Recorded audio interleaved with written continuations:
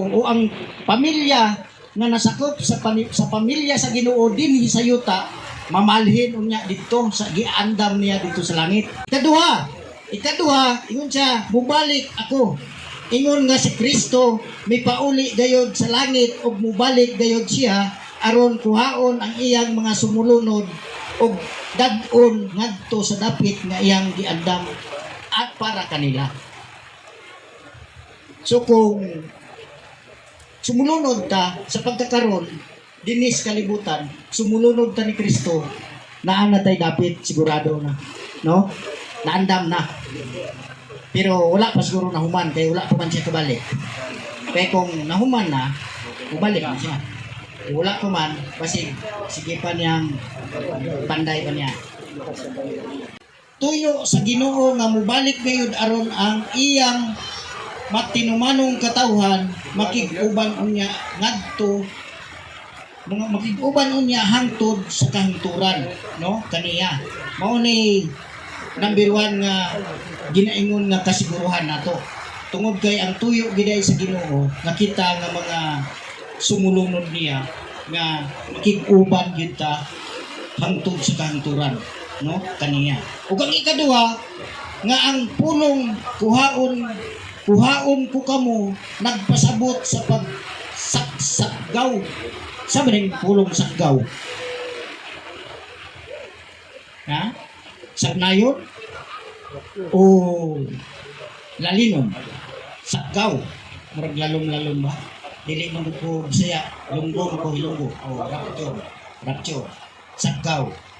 So, ang tanan ng mga matinumanon ng mga sumulunod niya. So, klaro yun nga inig. Abot sa panahon, maapil kita sa pagsakgaw. No? Dito, sakgaw. Mga kaigsunan, kanang Juan 14:1, kinahanglan dili magkagool niyo kasing-kasing. Sumalig ka mo sa Dios, sumalig ko sa mo kanako, kay sa balay sa akong amahan ay daghang puloy-anan.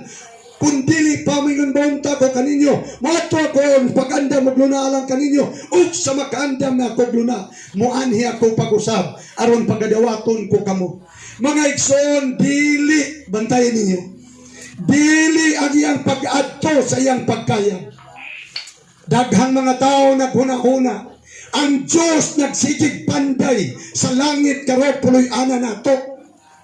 At dugaya pot, kalibutan gibuhat sa Ginoo unom ra kaadlaw, daghang mga planeta giapil niya, mga butang nga dili makita unom kaadlaw nahuman niya buhat ang kalibutan. Unya kanang giuna-huna nga balay sa langit 2,000 ka tuig wa gihapon mahuman, wa kamo ang kapangutana.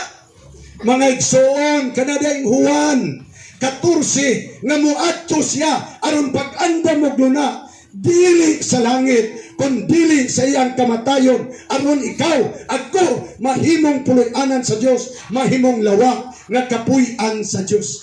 Pinadayag 3:20, nagtukpok siya sa pultahan sa atong kasing-kasing kung ikaw mubukas musulod siya ug mahimo kang lawa sa puloy-anan sa Dios nga mao ang iglesia.